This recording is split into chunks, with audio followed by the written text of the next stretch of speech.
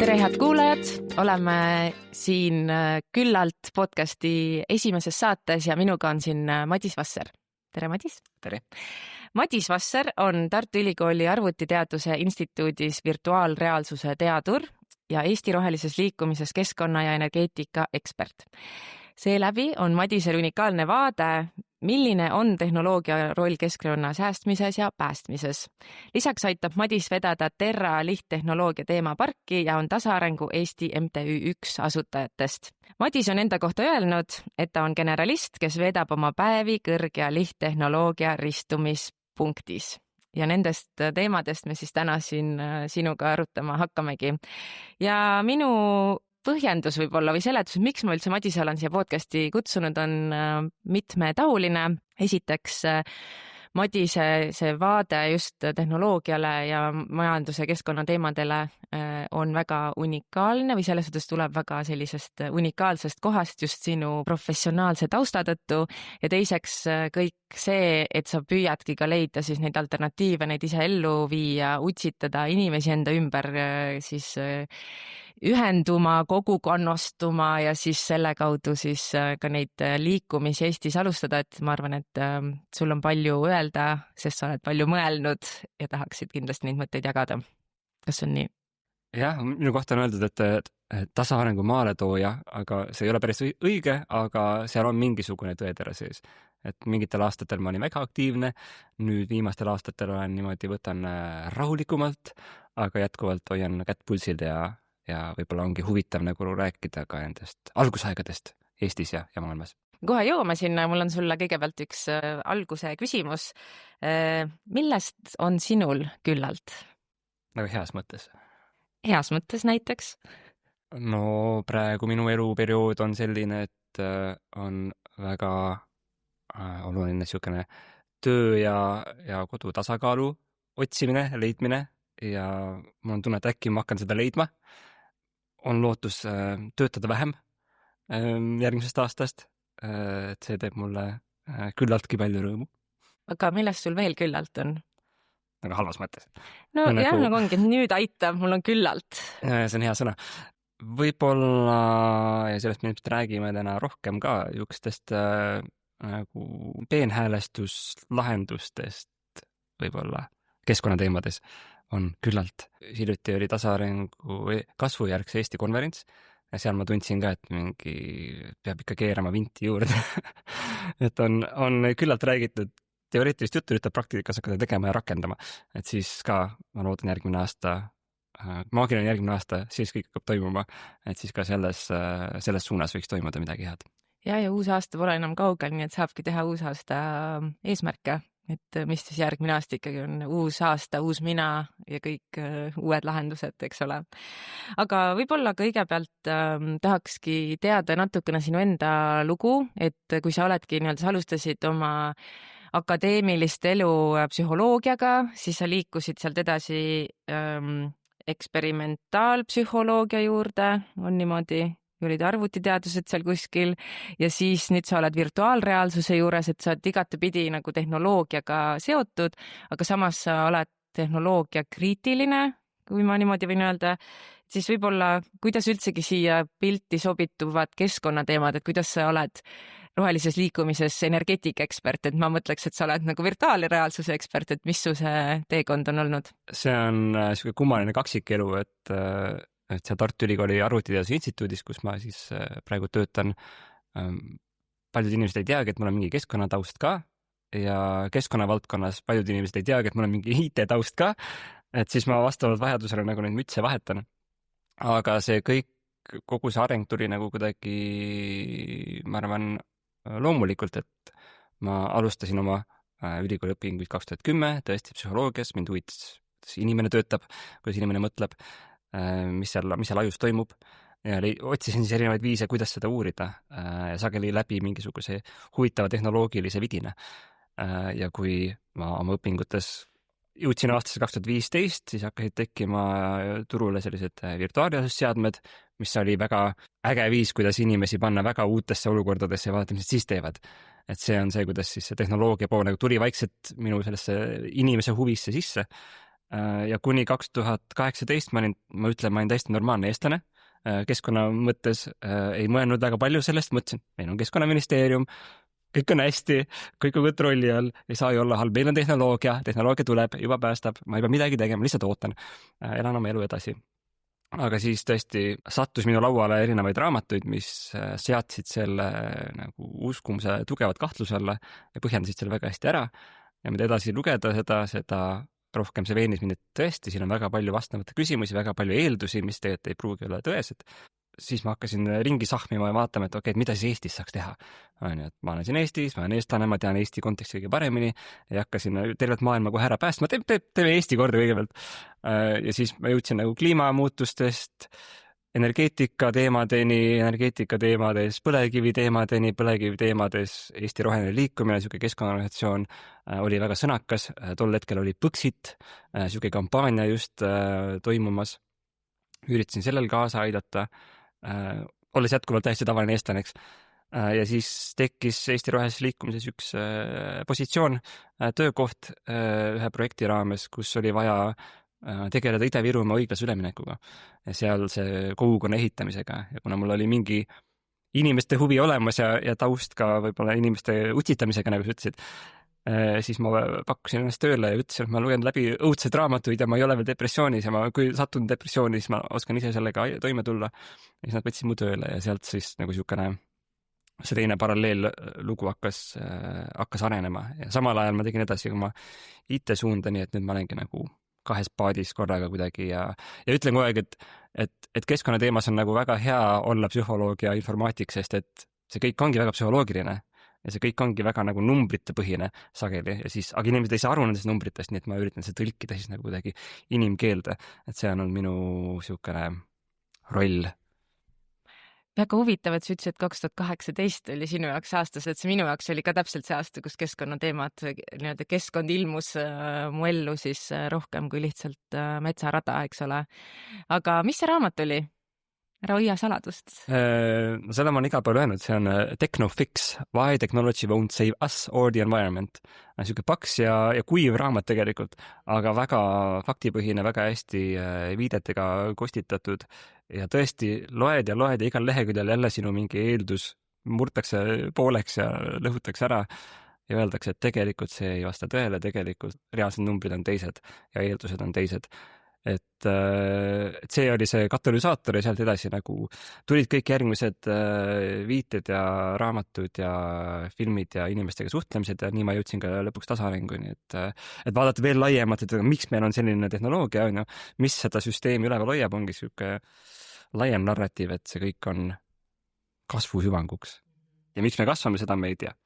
Ja siis tuleb parem elu ju, seda meile öeldakse.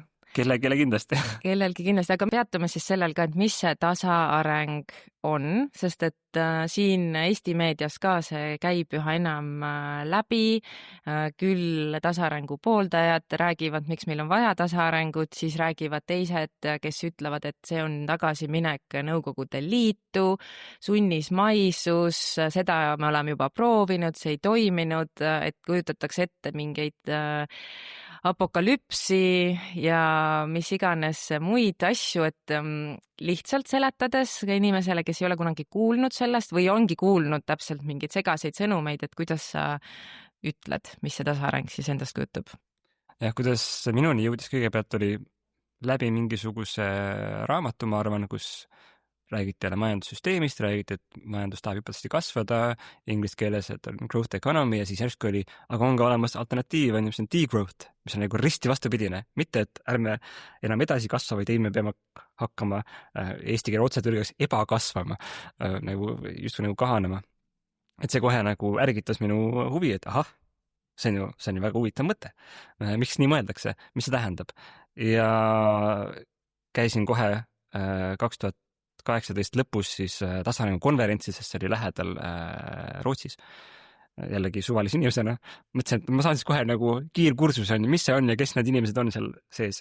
Ja tuleb välja, et seal oli hästi palju akadeemikuid ja hästi palju aktiviste, kes siis kuidagi nagu olid kokku saanud, et mõelda, et kuidas me saaks elada teistmoodi ja paremini. niimoodi mõtlevad, et selles suhtes kogu selles ükskõik, ütleme, mis iganes alternatiivi sukeldudes, siis ongi see küsimus, et aga miks keegi on selle alternatiivi üldse välja mõelnud, et mina, kes ma olen siin ringmajandusega tegelenud, et on ka väga palju inimesi, kes ei saa sellest aru, aga siis minu see perspektiiv on täpselt sama, aga et kuskilt on ju mingi põhjus, et inimesed põhjuseta üldiselt ei mõtle mingeid asju välja, et selleks, et tasaarengu kontseptsioon nii-öelda on üldsegi siin akadeemikute seas ka leidnud kõlapinda ja tehakse palju uurimustöid, et see on ju ka tuleb kuskilt. Jah, no järjest enam jõutakse sellele arusaamale, et okei, et see, mis me on toonud on siia, ei vii meid enam edasi, on, et see, et sa nagu lõputult või noh, usinasti kasvatad oma majandust, sellega koos sa kasvatad ka oma keskkonna jalajälge, et ei ole nagu pääsu, tehnoloogia ei aita siin väga palju kaasa, vähemalt mitte piisavalt kiiresti ja piisavalt suurel skaalal. Ja siis hakatakse mõtlema, et okei, kui me ei kasvata majandust, mis me siis teeme? Ja siis on igasugused alternatiive tõesti, et ringmajandus ütleb, et okei, võtame neid olemasolevaid asju siis ringlusesse uuesti, nii palju kui võimalik.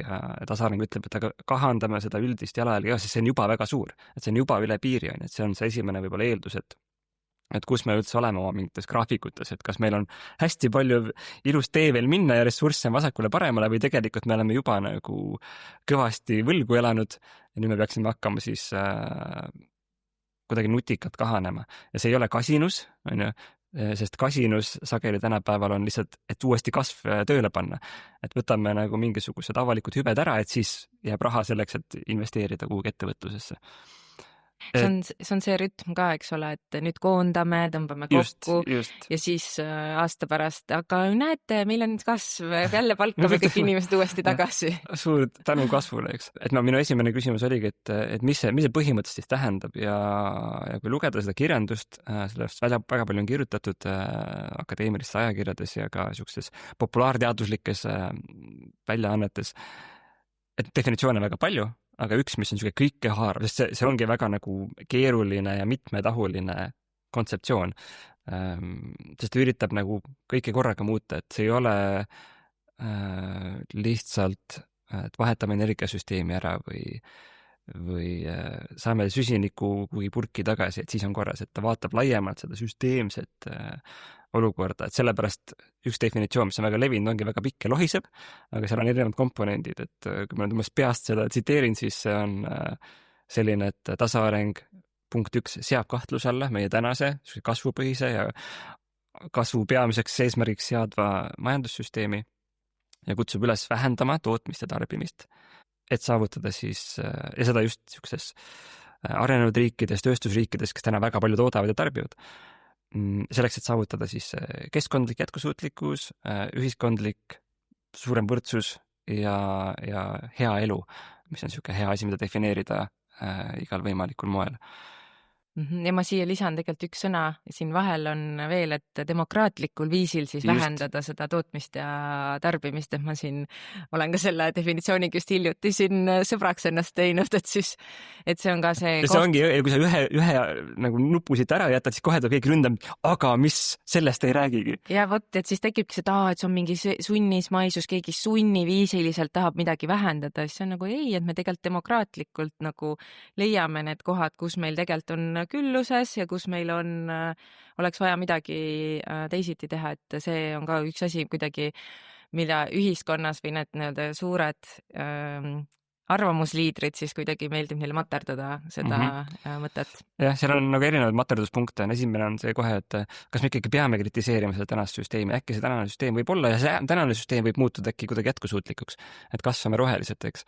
Et see on see, mida Euroopa Liit võib-olla üritab praegu, et teeme rohekasvu, et kõik jääb nagu praegu, aga muudame kõike samal ajal.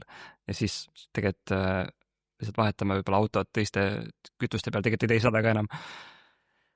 Et tasaareng ütleb, et ei, me peame nagu konstanteerima fakti, et tänane süsteem on kas just katki, aga ta ei ole väga nagu inimsõbralik. Et ta töötab ainult väga väheste inimeste kasuks ja teiste puhul nagu kahjuks. Et öeldakse, et inglise keeles on väga hea sõna on uneconomic growth. Et kasv on, aga see ei ole enam nagu ökonoomine või nagu kuidagi soovitud. Tuleb millegi arvelt, mida me ei taha võib-olla ära anda. Eesti keeles ma olen kasutanud sõna, et majanduskasvaja. et jah, hurraa kasvab, aga see ei ole võib-olla see kasv, mida sa tahaksid. Ja, aga siit korra, siit tasaarengu nii-öelda Eestisse tooja käisid seal Rootsis, said kohe targemaks, eks ole, siis täna on ka Eestis olemas ju Tasaarengu Eesti MTÜ, mina olen ka tõelauandes selle liige ja nüüd Tasaarengu Eesti siis korraldaski sügisel elu kasvujärgses Eestis konverentsi, eks ole, aga siin on ju tegevusi olnud ka varasemalt ja MTÜ-l on liikmed, tegevused, et kuidas sa siis Eestis need teised kaasamõtlejad üles leidsid? Ja kuidas sa mind üles ei leidnud? See on, Eesti on see unikaalne koht, eks, et kui sa midagi teed, siis kohe on veel 2 inimest, kes teevad ja tahavad kuidagi kaasa tulla, et miks ma käisin tegelikult selles Rootsi konverentsis, sellepärast, et ma mõtlesin, et peab olema veel eestlasi, kes selle teemal leidnud, eks ju, selle teemal tegelevad. Rootsi konverents oli väga tore, sest seal oli osalejatel nimekiri, mida siis kõikidele jagati ja siis lähedalt Eesti nimed on kuidagi tuntavad ära kuskil Soome ja Rootsi ja Saksa nimede vahelt. Ja siis ma leidsin sealt paar inimest, kes tundusid nagu, et vist on Eesti nimi, aga välismaa ülikool. Läksin sain kõigi kokku, tuli välja, et olidki eestlased, kõik töötasid välismaal, aga puha eestlased. Et siis me saime üldse hakata mõtlema, et okei, aga kuidas seda eesti keeles nimetada? Degrowth, et seda ei saa otse hästi tõlkida, muidu ta on mingi ebakasv või kusagil oli taandkasv või taandareng, mis ei kõla hästi. See on täpselt see, mida sa ise hakkad materdama juba. Aga oli varasemalt olnud ka kasutusel sõna tasaareng, et me ei mõelnud seda ise välja, see tuli säästva arengu sõnaraamatust või kuskilt sellisest kohast. Oli olemas ja üks kunagine Eesti Rohelise Liikumise juht Peep Mardist oli ka kuskil 2010 kasutanud seda kuskil blogis. Kõlab hästi. Palju jällegi nagu sõnamänge on ja nagu siin podcast on küllalt, siis tasaareng on ka tasa tähendab palju erinevaid asju korraga. Et siis me üritasime seda oma väikse algse pundiga nagu populariseerida või kuidagi mõelda, et mis me siis teeme Eestis, kuidas see saaks Eestis hakata liikuma. Ja alguses oli kõik väga mitteformaalne, et kuna ma juba olin Eesti Rohelises Liikumises, kuna niikuinii see organisatsioon tegeles nagu ka majandusteemadega või küsimustega, et siis sealt kaudu sai hakata seda nagu kuidagi levitama, et igal aastal toimusid suvekoolid, päris mitu suvekooli me tegime kuidagi tasaarengu või tasaarenguga piirnevatel teemadel ja siis aastaarvu ma jään praegu võlgu, aga see oli 2021, kus oli tasaarengu suvekool siis Rohelise Liikumise alt, kus me tegime häkatoni, et kuidas siis veel seda teemat saaks laiemalt või süstemaatilisemalt Eestis edasi viia ja seal üks grupp siis tuligi lagedusele sellega, et teeme tasaarengu Eesti organisatsioon ehk TEO koda, et kuna tasaarengu siuke vapiloom on tigu, mis iganes põhjusel, aga öeldakse, et on siukene rahulik, ise majandav on ju oma kodu kogu aeg kaasas, ei vaja palju, erineb võib-olla sellest suurest elevandist, kes on see tänane majandussüsteem, mis peab ainult sööma ja sööma, et püsti püsida.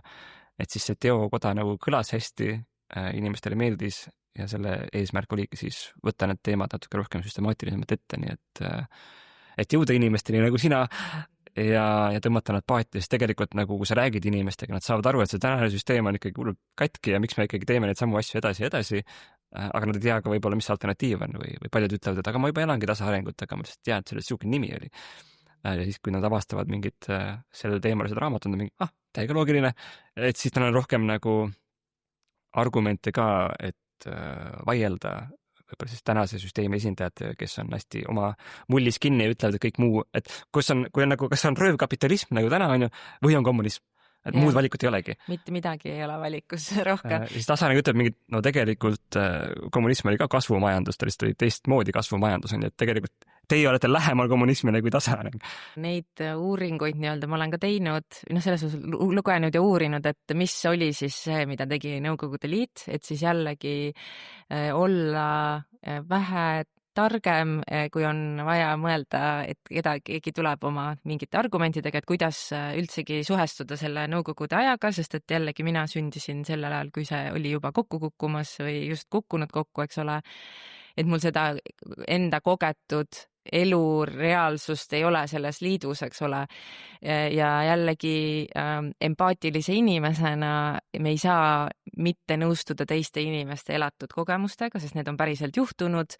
nad on päriselt tundnud neid tundeid, neid mõtteid, neid kogemusi saanud, eks ole, aga millega selles suhtes, miks ma olengi neid asju uurinud, ongi just sellega, et mõistagi, et tegelikult ka Nõukogude Liit tahtis kasvada ja täpselt väga ambitsioonikalt väga ambitsioonikalt ja kuidas tegelikult ju mõeldeski seda, mis on nagu tasaarengu alused või üldsegi sellise õiglasema ühiskonna alustalad, et siis Nõukogude Liidus sul oli ohtlik enda arvamust väljendada, sul oli oht, et sind saadetakse kuskile ära, et mingis mõttes nagu tasaarengus me ei taha ju kedagi kuskile ära saata, et pigem just selline mõtete, inimeste, kultuuride pluriversum, mitmekesisus on ju see, mida tasaarengus just väärtustatakse.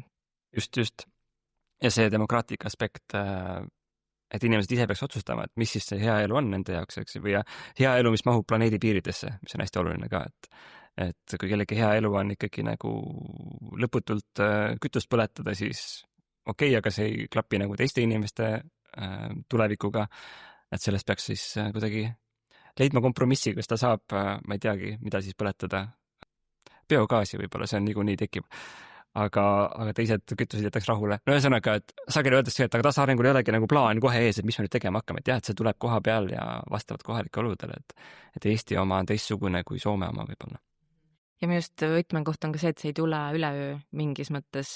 Ma tean, et mõned inimesed ootavad, et tuleks üleöö, aga samas mina lihtsalt võrdlen ka seda nii-öelda seda õiglasema ühiskonna ja vähem raiskava, reostava ühiskonna loomist ka selliselt, et me lepimegi kokku mingites muudes sammudes. Ma tean, et mingis mõttes me saamegi võrrelda seda ka Pariisi kokkuleppega, kus kokku lepiti mingites sammudes, aga samas neid samme pole üldsegi nii jõudsalt astutud, nagu kokku on lepitud, ehk siis see võib olla selline naiivne ootus, aga jah, et kuidagi ma tean, et mingid inimesed, meil on ka Eesti ühiskonnas ja selles suhtes globaalselt inimesi, kes ootavadki reaalselt nagu kollapsi, ütlevadki, et muul moel ei saa, kui tulebki kollaps. Ma ise ei ole neid mõtteid enda peas veel selgeks mõelnud, et ma pigem mõtleks, et läbi nagu koostöö, demokraatia me jõuame kuskile, aga ma ei tea, mis sa arvad? Kui olla definitsioonile truu, siis tasaareng peabki olema ikkagi nagu suunatud ja tahtlik ja taotluslik, et kui on läbi siukse krahhi, siis see ei ole tasaareng. Ta võib olla väga sarnane kõikidest oma nagu parameetritest, aga kuna see tuli, siis see ei ole nagu definitsiooni kohaselt see ei ole tasaareng. Lassi midagi tähtsat veel öelda. Midagi hästi tähtsat. Just, et esimene samm on lihtsalt rääkida, et on olemas ka teised viisid ja moed, kuidas elada, et ma olen siuksi paneelarutelusid teinud siin oma karjääri jooksul palju. Ma mäletan, et algusaastatel oligi see, et ka üks Eesti riigi kõrge ametnik oli ka, läks kohe nagu paleenist täitsa leili, kui ma ütlesin, et ei pea lõputult kasvama, me võime mõelda, et ei ole majandust olemas. Siis mõtlesin, et see ei ole see, et majandus on teistsugune lihtsalt. Siis mõni aasta hiljem sama inimene juba oli paneelis, ütles on tõesti ka alternatiive olemas, et ta on teadlik, on ju väga hea, palju õnne.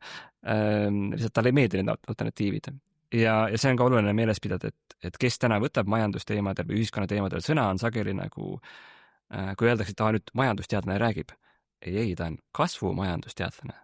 Ta on väga spetsiifiliselt oskab oma peaökonomistina kasvatada oma panga nagu tulusid, on ju. Kasvumajandusteadlane. Ja kui küsida majanduse kohta, siis ta on mingi kasv, sest see on kõik, mis ta teab. Ja ta ei ole nõus nagu sellest välja tulema, sellest mullist, et ma näen nii palju neid ja nii kurban. Ta peaks olema teadlased. Teadlased peaks olema nagu avatud ja huvitatud sellest, kuidas majandust veel saaks teha. Aga nad on nii lukus selles, et okei, minu hea palk tuleb siit, ma tean seda, ma muust ei räägi, ma räägin kõigile, et nii tuleb teha. Ja siis see viib selleni, et seesama üleöö küsimus on ju, et seda ma nägin seal õiglase ülemineku aruteludes ja põlevkivi temaatikas, et põlevkivist tuleb väldida, on ju, siis see on väga süsiniku intensiivne ja iga kord öeldi, et seda ei saa teha üleöö. Muidugi ei saa teha üleöö, teeme 10 aastaga, on ju. See on hea rahulik protsess. Vastus oli, seda ei saa teha üleöö, me ei tee seda üleöö, me ei tee seda, me ei teegi seda kunagi. Ja mis siis juhtus oli see, et nii kaua nagu suruti vastu, kui lõpuks see juhtus üleöö.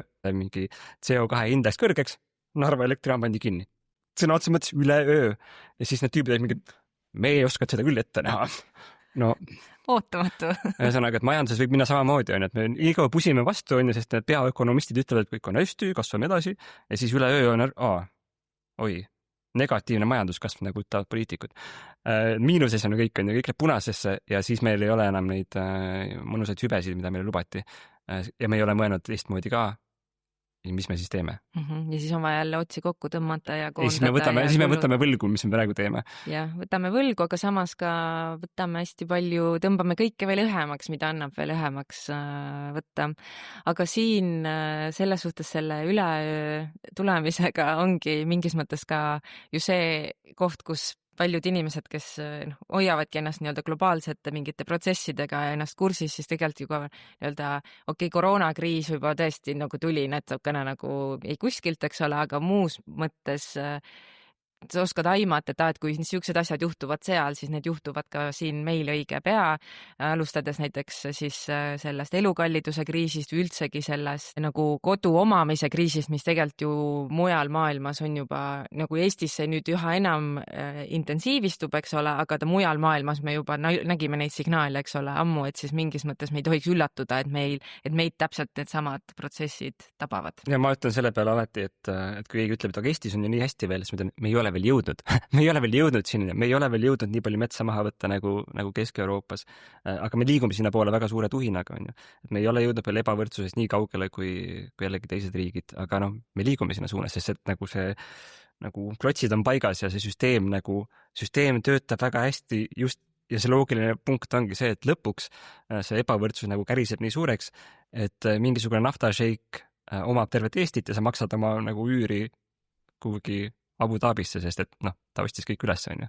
Sest meil ei olnud mingisugust nagu meetodit, kuidas mõelda teistmoodi, ups. Jaa, ma võtan siit laualt, mul on siin Vähem on rohkem raamat Jason Hickeli poolt kirjutatud, just sel sügisel eesti keeles ilmunud. Aegraja kirjastus, kes on ka... Aegraja kirjastus. Ja ma mõtlesin, ma loen siit ühe lõigu, mis võib-olla siit meie vestlused siin tasaarengu ja muutuva maailma mõttes sobituks. Ja siis me saame äkki arutleda ka siis seda, et kas tehnoloogia on meie päästja või mitte. Huvitaval kombel see lõik algabki täpselt sama moodi, et tehnoloogia päästab meid ühel või teisel viisil. Mõnede jaoks seisneb lahendus lihtsalt globaalse majanduse üleviimises taastuvenergiale ja elektriautode kasutusele võtmises. Niipea, kui me seda teeme, pole mingit põhjust, miks me ei saaks kasvamist igavesti jätkata. Lõppude lõpuks muutuvad päikese- ja tuuleenergia kogu aeg odavamaks ning Elon Musk on näidanud, et salvestusakusid on võimalik toota kiiresti ja massiliselt. Teised panustavad jutumärkides negatiivse emissiooni tehnoloogiatele, mis süsinikku atmosfäärist ära tõmbavad. Kolmandad loodavad suuremastaabilistele geoinseneeria skeemidele, alates päikesekiirguse blokeerimisest kuni ookeanite keemia muutmiseni. Muidugi on nii, et isegi kui need lahendused suudavad kliimamuutust pidurdada, ajandab jätkuv kasv ikkagi aina suuremat materjali kasutust ja süvendab ökoloogilist krahhi.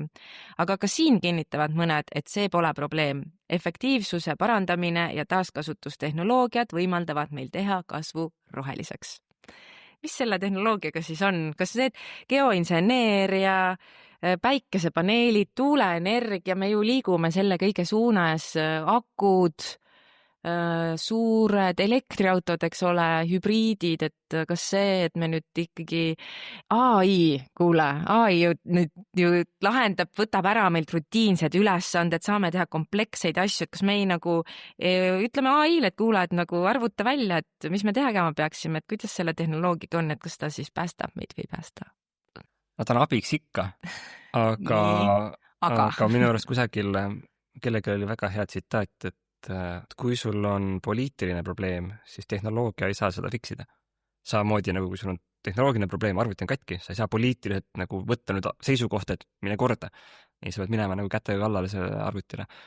Et siin on samamoodi, et meie tänane nagu keskkonnakriis on üsna konkreetselt poliitiline probleem, sest me ei suuda seda ära lahendada. Et tehisaru võib sulle juba täna öelda, mis kõik lahendused on. Palun hakake tegema inimesed. Aga inimesed ütlevad, äkki on ikka masinas katki midagi, et äkki ikka annab meile parema vahenduse või nagu mõtleb välja, mis see nagu õige vastus on.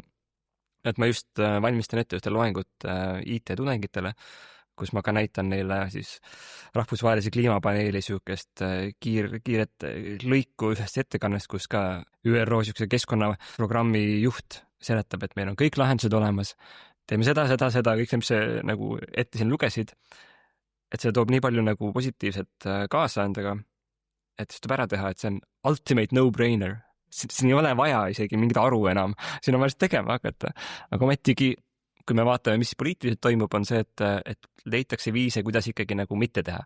Et äkki saab edasi lükata, 2035, lükkame 45 peale, mis iganes väiksed muudatused on, et need on väga raske nagu kuhugi nagu jõuda päriselt poliitika nagu tegevustesse. Sageli oodatakse, et aga äkki tuleb ikka mingi tehnoloogia, mis laseb meil mitte midagi muuta põhimõtteliselt. Ja tõesti mõnikord kuskil laboris ongi mingisugune läbimurre, aga lihtsalt aru tuleb saada sellest, et tehnoloogia ei hüppa hopsti laborist kohe nagu poeriiulile, et see on pikk kadalipp, mida ta peab läbima, et väiksest laborikatsest tekiks suurem prototüüp ja siis nagu mingisugused esimesed katsetused ja siis on kuskil niisugune surmaorg, kus on hästi palju raha vaja, et seda siis saaks mindud ja siis on konkurent, kes ütleb mingit ei, aga nagu ikkagi sisepõlemismootoriga autod on ikka väga head ja teeme neid edasi. Ühesõnaga, et ei paista, et see väga kiiresti ja väga suurel skaalal nagu lähiajal kuhugi jõuaks sellisesse faasi, et midagi positiivselt muutuks. Sellepärast tasaarengu pikas definitsioonis ongi see üleskutse, et kuidas me saame nagu jalajälge vähendada, on see, kui me toodame vähem asju. Sageli me kuuleme seda narratiivi, et tarbi vähem, et siis sa päästad maailma, on ju. Aga seal on vaja siis teha see hüppe, et okei, et kui ma tarbin vähem, et siis tõesti toodetakse vähem. Tänapäeval me näeme, et toodetakse sama palju, aga leitakse uus tarbija, on ju. Aga kui sa toodad vähem, siis on probleem nagu laheneb selles mõttes, et sa ei saa tarbida seda, mida ei ole enam veel toodetud, eks. Et tasaarengu väga konkreetselt ütleb, et me peame tootmist ka hakkama kärpima, kui me tahame jalajälge vähendada. Kui me ei taha jalajälge vähendada, siis teeme nii, nagu me täna teeme, toodame rohkem ja maalime ja rohepeseme selle ära ilusti nagu. Et tehnoloogia on rakendatud niisuguse hobuse ette, kus ta võib-olla ei peaks olema, et uskumatud asju oodatakse ja lubatakse, et samamoodi siin raamatus oli ju see lause, et negatiivsed emissioonitehnoloogiad, et meil on see mingid graafikud, mis ütlevad, et CO2 on väga palju, see peaks minema, see joonekene peaks minema alla, ta kuidagi ei taha meil alla minna ja me ise ei taha nagu midagi teha ka selle jaoks, aga äkki 50 aasta pärast tuleb tehnoloogia, mis imeb selle kõik kuskilt kokku niimoodi, et ta samal ajal ei tee olukord hullemaks.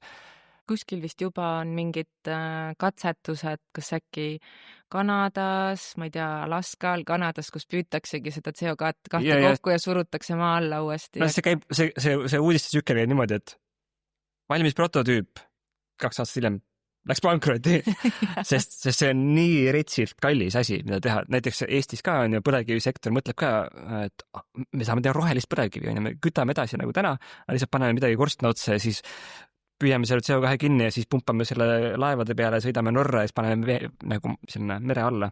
Sa võid seda teha, aga see hind, mida sa selle elektrist lõpuks maksad, on pöörane, nii et keegi ei tee seda. Ja see on tehniliselt võimalik, see on tehnoloogiliselt täiesti võimalik juba täna, lihtsalt see on lollid kallis ja keegi ei tee seda. Me siin väga ju utsitame ettevõtteid, iduettevõtteid, teadlasi leiutamagi, siis on selline väljend nagu deep tech ehk siis süvatehnoloogia ja siis on meil olemas väljend kõrgtehnoloogia, mis ma saan aru, et meil siin laual on üks iPad, eks ole, et see on, võib-olla läheb kõrgtehnoloogia alla, ma ei tea, sa võid täpsustada. Ja samas on meil olemas ka lihttehnoloogiad. Et mis vahe siis nendel on, mis rolli need kõik täidavad, kas meil on vaja rohkem kõrgtehnoloogiat või peame minema lihttehnoloogia juurde, oskad avada pilti? Jällegi minu huvi orbiiti sattus see läbi selle, et hakata mõtlema, et aga mis on siis nagu pikaajalised lahendused või nagu kestlikud lahendused või niisugused robustsed, kui me eeldame, et tulevik saab olema juba väga tormiline, sest et me oleme nii palju planetaarseid piire ületanud. Ja mingid suured muutused on kindlasti juba nagu süsteemis ootel ja mõnes kohas juba kohal, eks. Eestis veel võib-olla vähem, aga küll nad jõuavad siia ka. Et nagu mida me siis ikkagi saame teha nii, et me ei läheks päris kiviaega tagasi. Jällegi, sageli nagu see argument on, et mingi tasaaring tähendab kiviaega tagasi minekut. Vastupidi, me üritame vältida kiviaega. Aga mis on see tehnoloogia tase, mida me saame lubada endale, mis on hästi kohalik, hästi jätkusuutlik, lihtsasti parandatav näiteks, et me võtame selle iPadi siin, sa ei saa seda lahtigi kuskilt otsast ilma, et sa selle katki teeks.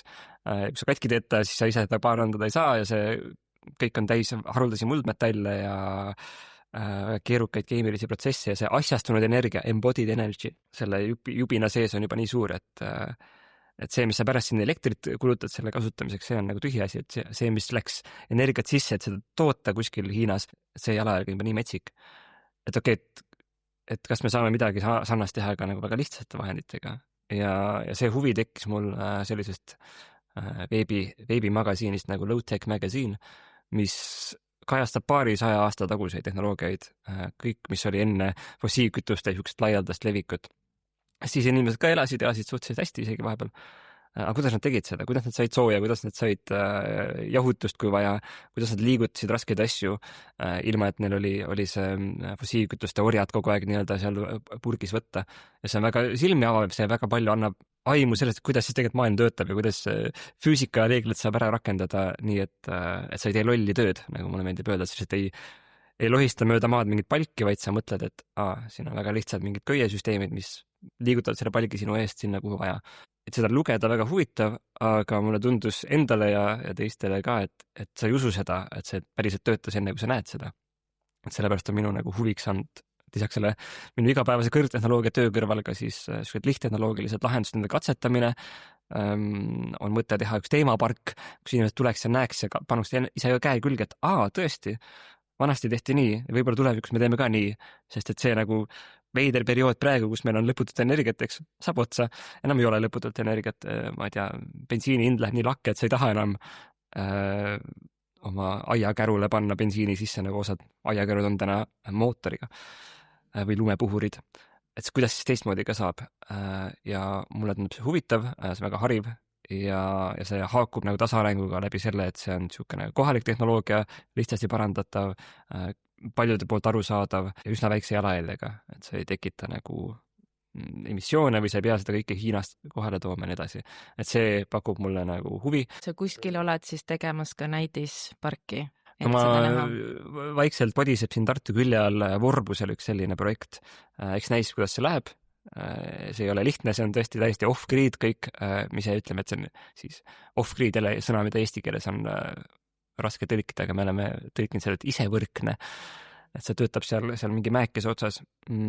Hetkel on seal veel vähe teha, loodetavasti järgmisel aastal juba rohkem ja me üritame siis samal ajal ka tasaarengu ideid sinna juurde pookida, et andagi inimestele rohkem aru seda, et mis see nagu kõrgtehnoloogia endast kätkeb, kogu see nagu keskkonna pool seal, kogu see nagu, kes omab kontrolli ja nii edasi.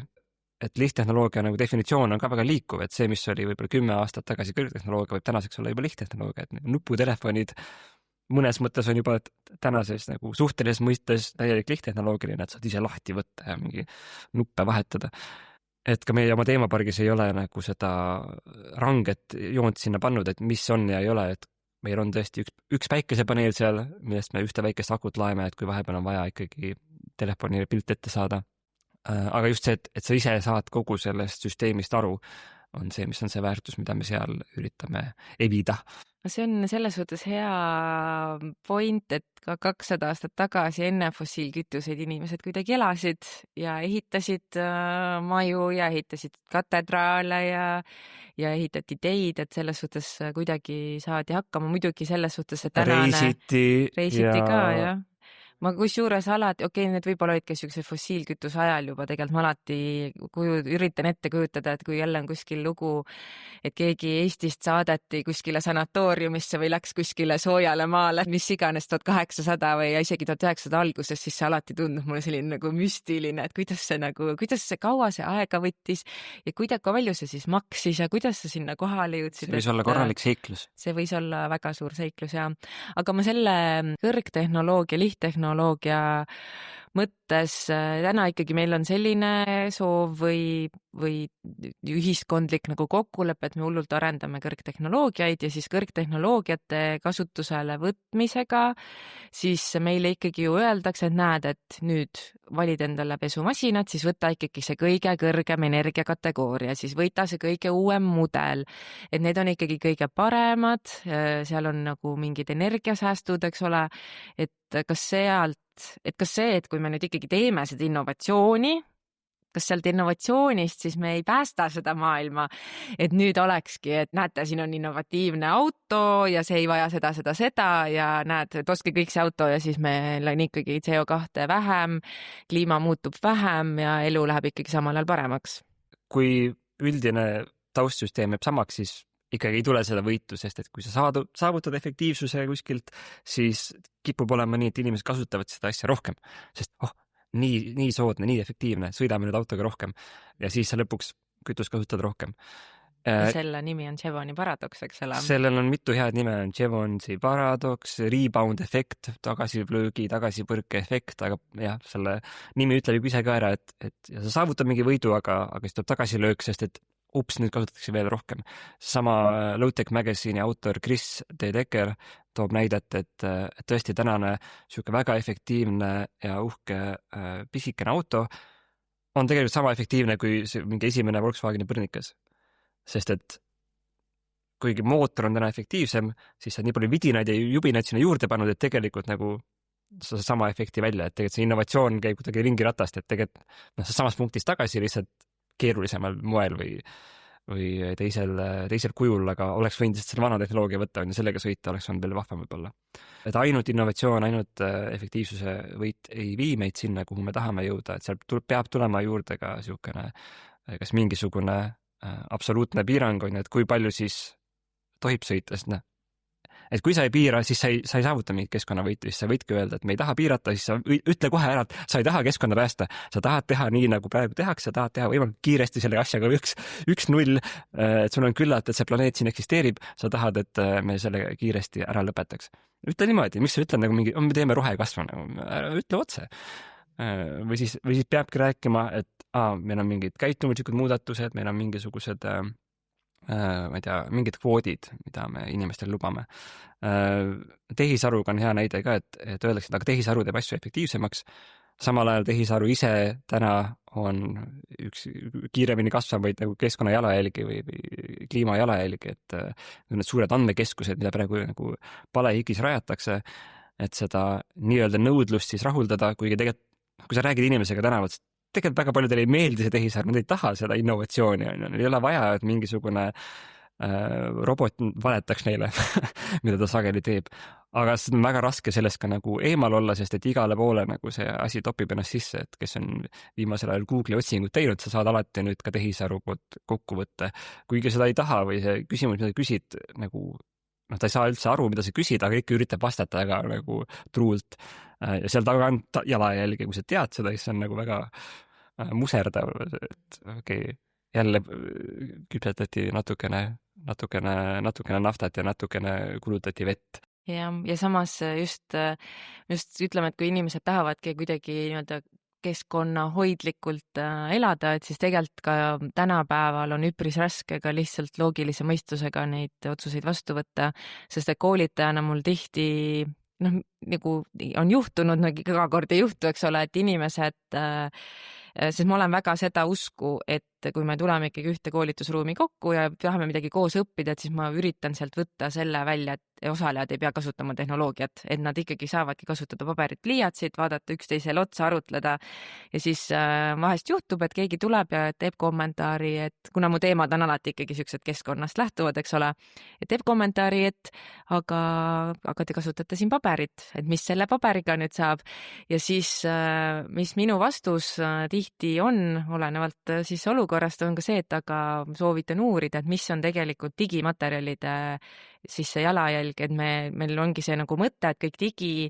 on hästi keskkonnahoidlik, aga me tegelikult jällegi ei näe neid servereid mitte kuskil, me ei näe seda jalajälge, me ei näe neid heitmeid ja siis see, et ma panen nagu kõik inimesed kuskile interneti ühiselt töötama, et selle jalajälg on palju suurem kui üks A4 paber või A3 paber lausa või isegi kui ma ütlen, et see on A2 paber, et see on ka see koht, mida jällegi nagu me tahame head, aga jällegi selles nagu komplekssuses me ei suuda tegelikult enam orienteeruda, et mis ongi see parim hea lahendus siis. Ja miks mulle tasarang meeldib, ongi, et ta kutsub nagu süstemaatilisemale muutusele, et see ei ole siuke isiklik või personaalne projekt, et kui sina oled nüüd nagu täielik ingel, keskkonna mõttes, et siis ongi hästi, et ei, see peab olema suur ja nagu laiapõhjaline muutus, mida me teeme, et muidu inimesed jäävadki kinni sinna, et igat oma väikest liigutust nüüd hakkame mõtlema, nii et noh, õnneks praegu on nagu päris tops, mitte plasttops on ja muidu me vaidleksime tund aega selle üle, kas plasttops on okei või ei ole. Ja siin on nagu ka filosoofiline, et läheb väga sügavale, et kui on plastiktops, mida keegi kunagi ei kasuta, kas see on hullem kui plastiktops, mida ühe korra kasutatakse? Vot, see läheb väga tiili, see on nagu mõttetu, see on nii pisikene nüansikene selles suures süsteemis, mis samal ajal tuksub edasi, et tasareng läheb selle suure süsteemi kallale ja julgelt nagu ütlebki, et meil on küllalt sellest, me tahame teistmoodi. Ja see on see, miks inimesed väga vihased ka meedias sellele vastu vaidlevad, sest nad näevad, et selle võib olla mõju.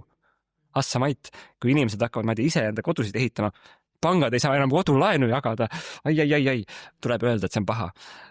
Sellepärast mulle meeldibki, et see ajab inimesi leili, mis tähendab, et tal on mingisugune tõetera seal sees.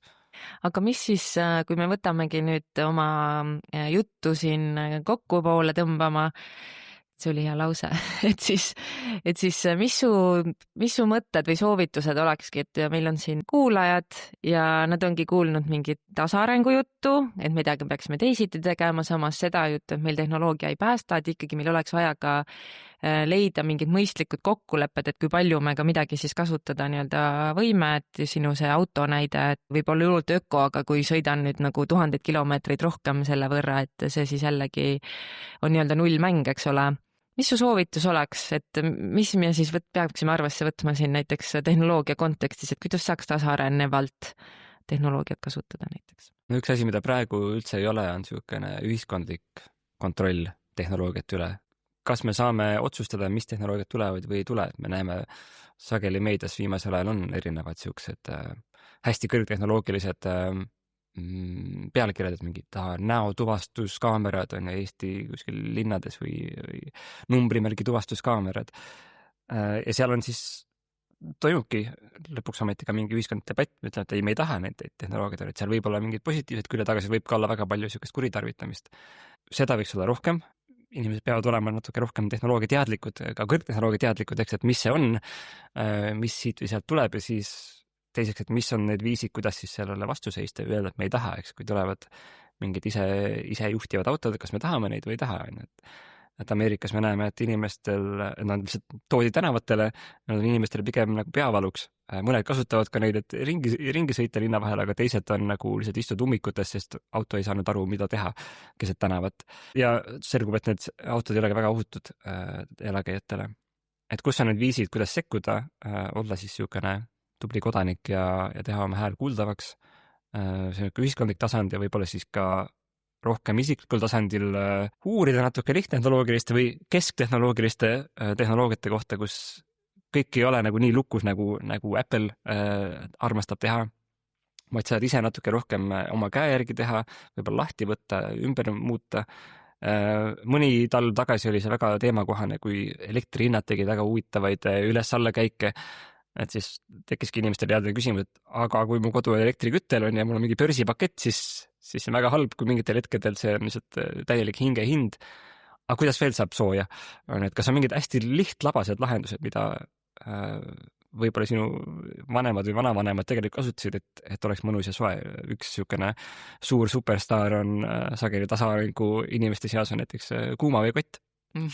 Väga retro, aga nii geniaalne. Lased vett täis, jah, pead keetma vett, aga see on olnud vähem energiakulukas, kui kütta tervet oma võib-olla suurt korterit.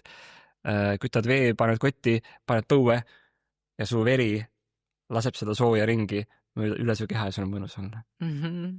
Hea nipp, siin talv on juba kohe käes, eks ole. The winter is coming, nagu öeldakse. Et lihtsalt uurida neid tehnoloogiaid, vaadata, mis on saadaval ja mis võiks olla nagu koheselt rakendatav, ilma et peaks ootama innovatsiooni ja mingisuguseid rohefonde kuskil, kes teevad nii, nagu nad ise jaoks arvavad parasjagu. Et tulevikus võib siuksi teadmisi olla päris kasulik omada. Mis iganes juhtub, eks, et on see siis keskkonnakriis või on see mingi muu kriis, me siin kõik mõtleme igasugustest kriisidest kogu aeg. ma võib-olla endalt poolt lisaks ka selle, et mõelda ka seda, et kui sul ongi mingit tööriista või mingit abilist koju vaja, et kas see peab olema elektrifitseeritud abiline, et kas, saan aru, aga nii raske on leida mitte elektrifitseeritud abilist, ma tahtsin kas ma sidrunid pressin nagu käega või ma pressin seda mingi masinaga? Ma tahtsin sellist kurgiviilutajat leida, aga no ma pidin lõpuks ostma telepoest mingi plastmass plönni, sest see oli ainuke, mis oli vända, aga teised olid kõik... Kurgiviilutaja? No siukene, mis lased läbi ja kõik muid asju sa ei käi viilutada seal. Neid asju on nii raske leida, sellepärast ongi vaja nõudlust tekitada, tarbida ja toota. Ei, tegelikult need asjad on kõik toodetud juba, tuleb üles leida või teha ise. Otsige oma lähim parandustöökoda ja nokitsege seal, kes vähegi tahab nagu uusi hobisid. Nii, lõpuküsimus. Ma küsisin sinult alguses, millest sul on küllalt, aga nüüd mõeldes siis väljapoole, siis mis sa arvad, millest võiks nüüd sellest episoodist inspireerituna meie kuulajal küllalt olla?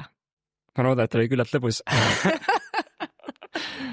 Ja ongi, et need teemad võivad tunduda igavad. Minu jaoks olid ka, et mingi tahtsin ju lihtsalt keskkonda päästa, mingi majandusteema tuli sisse, mingid keerulised ühiskondlikud küsimused, aga nendest ei pääse mööda. Aga kui nendesse sisse lugeda, leida hea raamat, sa näitasid seda vähem on rohkem raamatut, see on hea sissejuhatus ja sealt kindlasti leiab teisi huvitavaid viiteid ka, et tegelikult sellest osatakse kirjutada ka väga huvitavalt, et see ei ole nagu iga siuke majandusõpik ja need majandusõpikud sageli ongi nagu kasvumajandusõpikud, aga me vajame teistsuguseid mõtteid, nii et julgelt soovitan nagu võtta oma uudishimul kratis kinni ja vaadata, kuhu see läheb, et kas lihtsalt mingite YouTube'i videode kaudu minna järjest sügavamale, kuni sa leiad siis selle oma niši, on ju, et kellele see on lõpuks mingi finantssüsteem, kellel on tehnoloogia aspektid, kes võitleb hea elu defineerimise nimel, varsti on tulemas ka Eestis rahvakogu, kus siis nagu öelda, otsitakse vastust, mis asi see